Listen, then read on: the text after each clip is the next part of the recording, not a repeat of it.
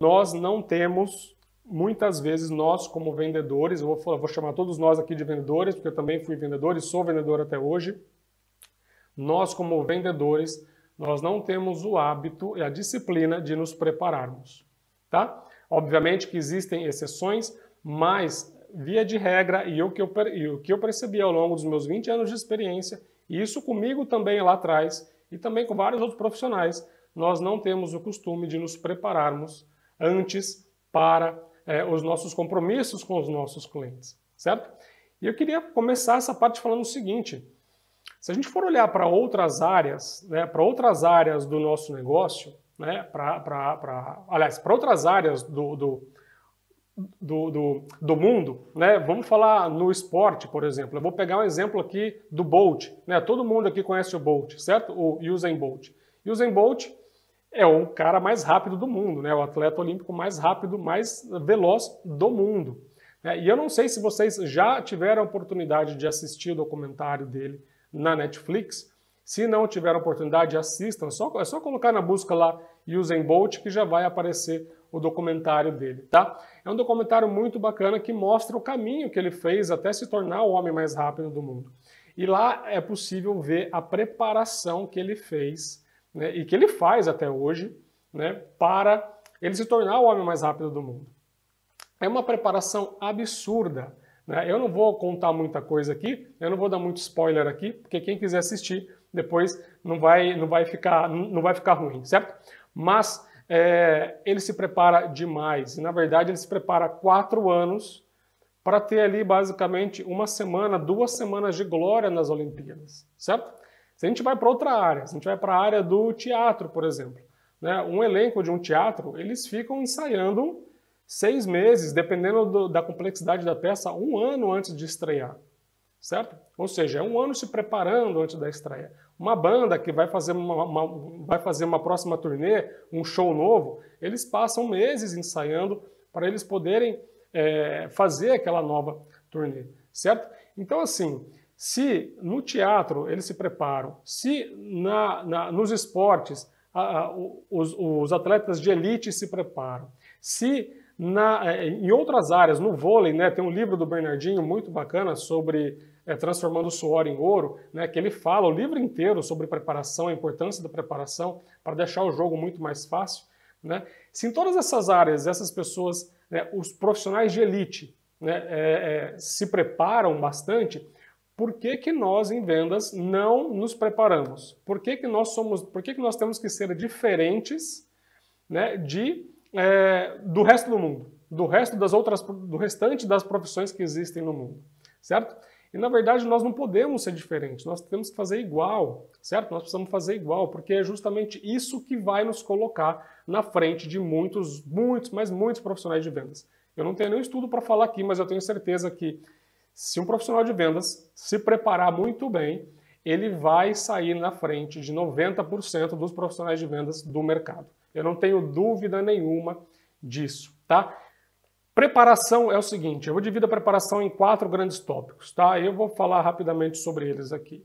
O primeiro tópico é pesquisar, tá? Você precisa pesquisar o seu cliente, você precisa entender quem é o seu cliente. E quando eu falo pesquisar o cliente, eu quebro essa pesquisa em 3 grandes blocos. Primeiro bloco, a empresa que você vai atender, tá? Como está a empresa, se ela está bem, se ela está mal, se ela está expandindo, se ela está comprando concorrente, se ela está sendo comprada, se ela está perdendo participação no mercado, se ela está com dívida, se ela está com algum problema grave no mercado, se ela está indo muito bem, se ela está expandindo e está crescendo fortemente, tá? Importante entender a empresa, pesquisar a empresa, tá?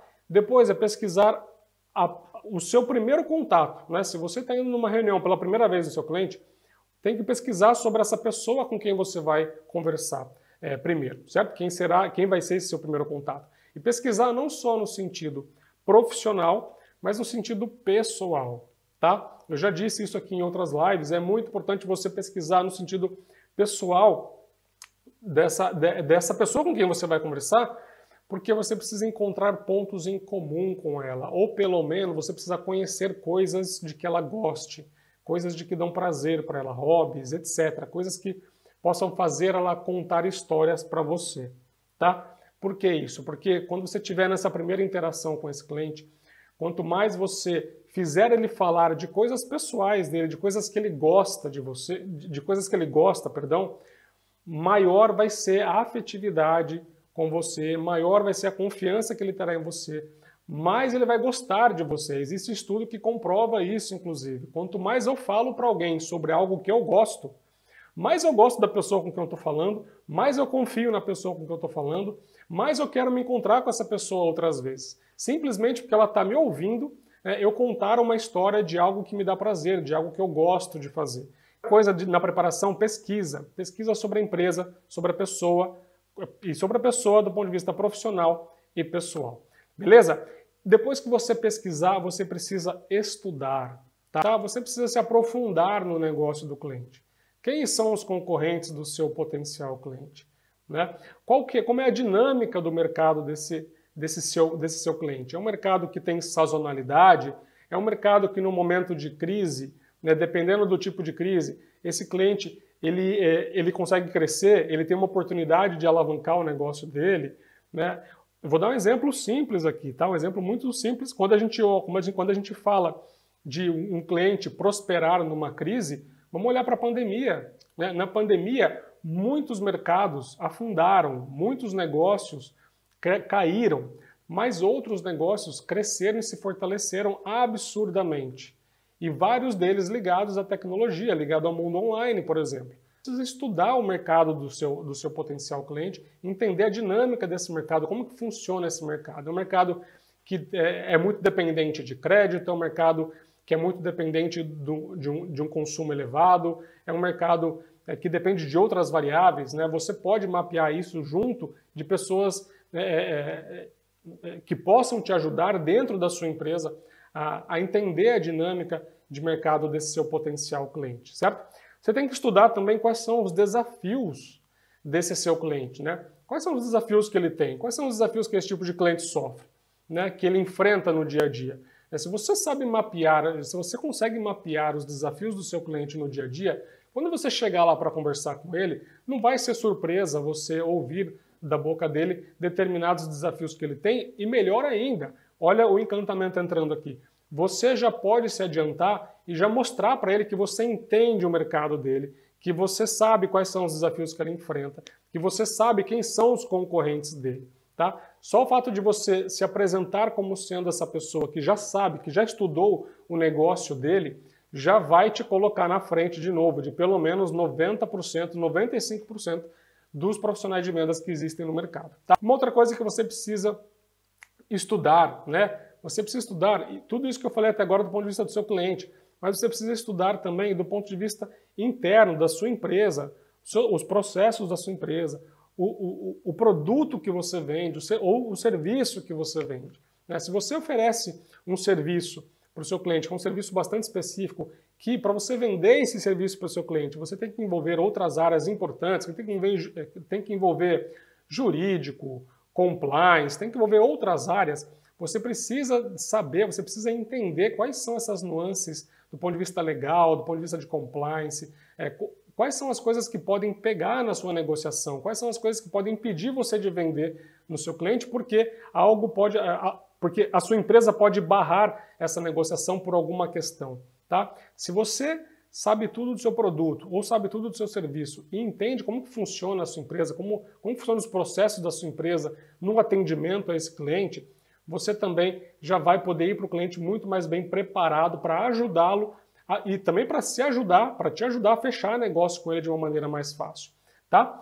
E por último, ainda dentro de estudar, você precisa estudar mesmo. Tá? Você precisa justamente se aprofundar nas suas habilidades técnicas e também nas suas competências comportamentais. Tá? Então, você precisa se manter atualizado, você precisa se manter se aperfeiçoando, colher feedbacks com seu chefe constantemente, né, com outros líderes da empresa, para saber como que eles estão avaliando o seu trabalho, né, quais são os pontos fortes que você tem, quais são os pontos que na visão dele você precisa melhorar. Tá? Tudo isso é importante você entender e estudar e aprender, né, para você se fortalecer naquilo que na visão deles, né, e na sua própria visão você pode melhorar. Tá? E precisamos planejar com antecedência todo o processo de vendas. Não significa que a gente tem que planejar tudo ali no primeiro momento, o processo inteiro, tá? Mas você precisa se planejar, basicamente, antes de cada etapa acontecer, você precisa saber exatamente quais os pontos que você vai abordar, quais as perguntas que você tem que fazer, quais as objeções que podem aparecer, como que você vai argumentar em relação a essas objeções, que tipo de técnica você pode aplicar com aquele cliente no fechamento de venda, porque quando você chegar nessa parte do processo, você já vai ter percorrido um bom tempo com esse cliente, você já vai conseguir entender qual a melhor técnica de fechamento que você vai poder aplicar com aquele comprador, com aqueles influenciadores de compra, por exemplo, tá? Então, assim, você precisa planejar com antecedência cada etapa do processo de vendas, tá? Quarto e último ponto da preparação é praticar, gente. É executar tudo aquilo que você se preparou, que você pesquisou, que você estudou, que você se planejou. Aí você tem que praticar. Por quê? É praticando, é indo para o campo de batalha que a gente vai poder, né, acertar e errar. E naquilo que a gente errou, a gente conserta para fazer melhor depois, né? Aí a excelência vem com a repetição, a excelência vem com você querer fazer um pouco melhor a cada dia, certo? E para isso, né, para que a gente possa fazer melhor a cada dia, a gente precisa ter feito alguma coisa no dia anterior. Se a gente não agiu, se a gente não fez, se a gente não entrou em ação, como é que a gente vai saber o que a gente precisa melhorar para fazer melhor no dia seguinte?